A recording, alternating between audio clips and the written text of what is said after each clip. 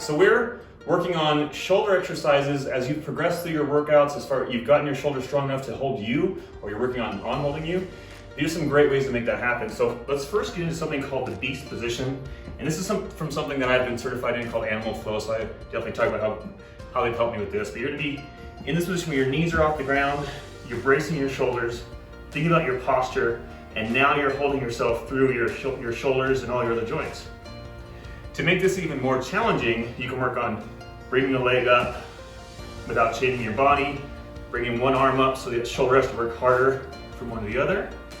And then we're gonna progress that motion into something called a loaded beast, which just spreads your arms and your legs away from each other. And we're gonna bring your body forward, keeping your knees 1 inch off the ground, drawing your abs in, and just shifting your weight back and forth. So your wrists and your shoulders are now learning how to stabilize you. Now to make this even more on the shoulders, we can do a wave where you come up, and you're gonna wave your body through, and now you're braced through your shoulders. This way through, and then coming back.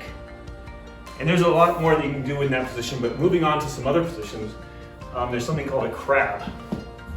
And in here, you're making kind of a capital M position with your body. So from your feet, knees to hips, shoulders, and you wanna, so you're here bracing. Now think about your shoulders for a second. You're gonna retract your shoulders, keeping your head neutral, so gazing at about a 45-degree angle. And you're gonna push through your palms, and now I'm doing depression and retraction in that neutral spine, keeping your abdomen.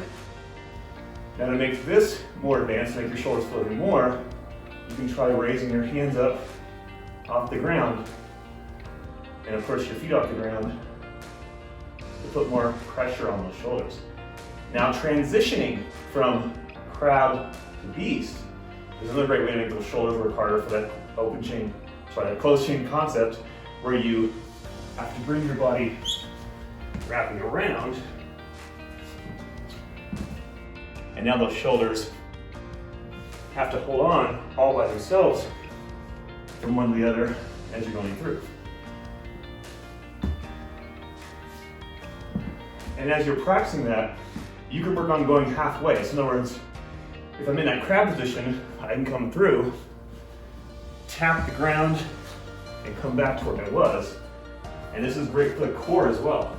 Taps and come through. So you can see how there's a lot of ways to use your own body weight to make your shoulders stronger. And you can see how much I'm getting winded by it just by demonstrating it. It's a great workout. Your shoulders get worked. You think about how to incorporate your core and your other joints while you incorporate all this stuff to make your shoulders stronger.